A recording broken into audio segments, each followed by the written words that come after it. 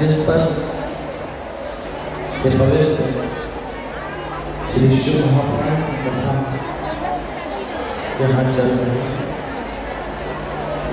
जिस कथा को सुनने के लिए पूरे राजस्थान और राजस्थान के भी बाहर से शिव भक्त यहाँ पर आए हैं। एक बार खुद के लिए जोरदार ताली बजाएं। अरे खुद के लिए बजाना है और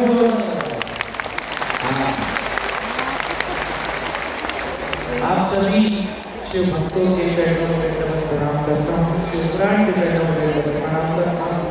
ठाकुर दंडों महाराज के चरणों में प्रणाम करता हूँ और पूज्य गुरुदेव के चरणों में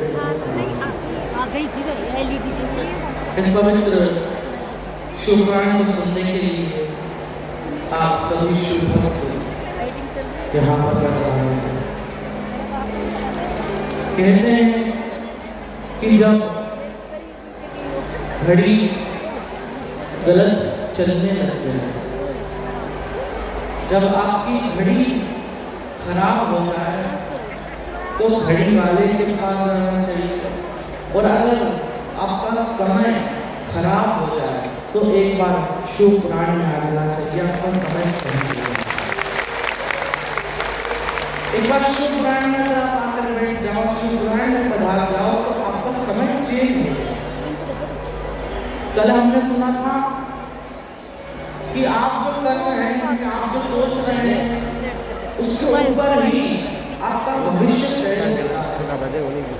आप शिव पुराण में आए हैं, अगर आप शिव पुराण में आकर बैठे हैं, शिव पुराण को सुन रहे हैं, इस शिव पुराण को मन से, चित्त से, दिल से श्रवण कर रहे हैं, तो इसका मतलब महादेव ने भी आपके लिए आपका फ्यूचर सोच के रखा हुआ है।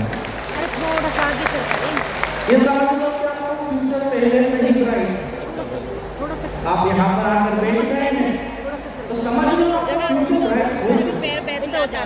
और एक बात याद रखना, परीक्षा महादेव अपने भक्त की खूब ले, खूब परीक्षा लें। थोड़ा सा दुख भी आएगा, थोड़ी सी तकलीफ भी आएगी, और ऐसा कोई व्यक्ति दुनिया में पैदा नहीं हुआ जिसके जीवन में कभी दुख ना आए। एक व्यक्ति का नाम बता दो तो ऐसा हो कि जिसके जीवन में कभी उसको दुख हुआ नहीं, जो इस मृत्यु लोक में पैदा होता है, जो इस मृत्यु लोक में जन्म लेता है, उसके जीवन में दुख भी होता है और उसके जीवन में तकलीफ भी होती है। सब कुछ है। और अगर आप सोचो कि भोलेनाथ मेरे सारे दुख दूर कर दो, तकलीफ दूर कर दो, ऐसा कर दो, ऐसा कर दो, तो ऐसा मुश्किल है।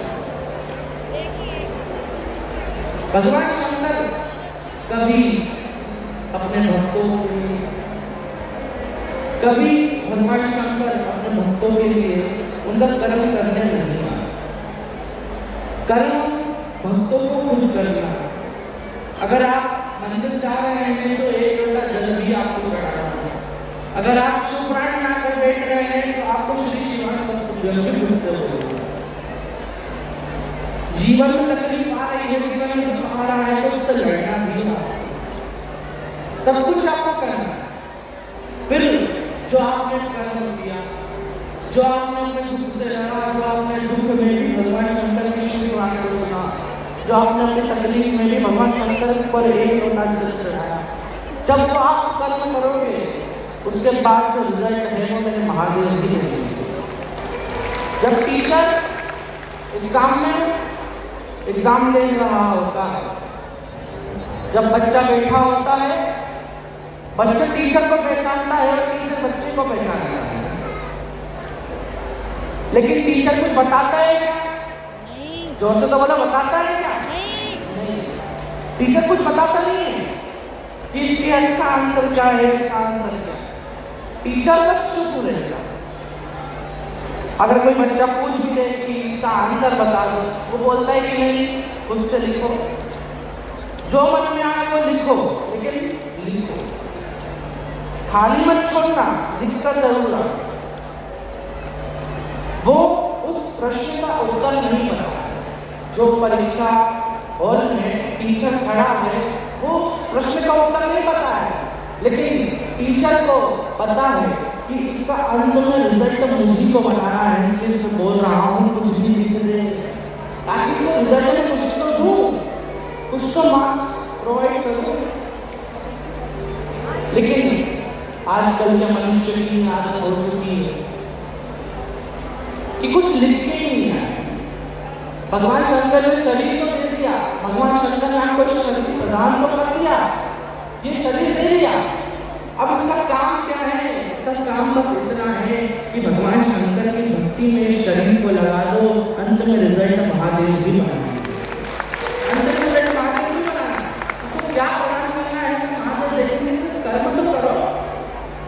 लेकिन हम कुछ सोच में डूबे रहे, इस शिव पुराण में क्या कुछ ना कुछ मन में चल रहा है, कुछ ना कुछ आप सोच रहे हैं, ऐसा हो गया, ऐसा हो गया, ऐसा कर दिया, वैसा कर दिया। शिव पुराण में काम आकर बैठे, लेकिन आपका जो मन है वो आपके घर में लगा, आपके घर में है आपका मन। भगवान शंकर के शिव पुराण में अगर आप आकर बैठो तो दो चीजों को घर पर छोड़ना है। कितनी चीजों को? दो। पहले नंबर पर आपका अहंकार। अगर आप शिव पुराण में आकर बैठ रहे हैं, अगर आप शिव पुराण को सुन रहे हैं, जमीन पर बैठकर शिव पुराण को सुन रहे हैं, तो आपको ऐसा मन में नहीं आना चाहिए कि आप जमीन पर बैठकर शिव पुराण सुन रहे हैं, हम तो ये है, हम तो वो, हम तो ऐसे, हम तो वैसे, हम जमीन पर बैठकर शिव पुराण को सुने, ये भाव आपके मन में नहीं है। और दूसरे नंबर पर क्या है? पहले नंबर पर तो हो गया आपका अहंकार, जिसको घर पर छोड़कर आना चाहिए। दूसरे नंबर पर हो गया आपका टेंशन। जितना आपके मन में टेंशन है, जितना आपका घर का टेंशन है, जितना भी मन में यादें भरी हैं पूरी पूरी, सब घर पर छोड़कर आओ, सब घर पर छोड़कर। भले ही सास से लड़ाई हो गई हो, भले ही जेठानी से देवरानी से लड़ाई हो गई हो, सब घर पर भूल कर आओ। जितना भी पैसे का टेंशन सब घर पर भूल कर आओ। क्यों? क्योंकि जब आप शिव पुराण में अपनी टेंशन, अपना अहंकार घर पर छोड़कर आओगे, जब आप शिव पुराण में अपना जो टेंशन है उसको घर पर छोड़ आओगे, शिव पुराण में जब आप आकर बैठोगे तो आपका चित्त सिर्फ भगवान शंकर में लगा रहेगा। और जब आपका चित्त भगवान शंकर में लगा होगा तो भगवान शंकर भी आपकी झोली भरने में देर नहीं करेगा। आपका मन भगवान में लगा है, और अगर आपका टेंशन आप साथ में लेकर आ रहे हो तो आपका 10 जगह पर मन लगा रहेगा कि घर पे तो ऐसा हो गया, घर पे तो ऐसा हो गया, ऐसा कर दिया, वैसा कर दिया। घर पर एक चिड़िया जिसकी आदत हो गई थी कि कुछ लिख कर अपनी झोली में डाल देती, उसकी याद लिखती थी कोई पत्थर पर और अपनी झोली में डाल देती। अगर उसके साथ कुछ गलत हुआ होता था तो एक काले पत्थर पर लिख कर डालती थी कि आज दिन गलत गया, उसको लिखकर अपनी झोली में डाल देती।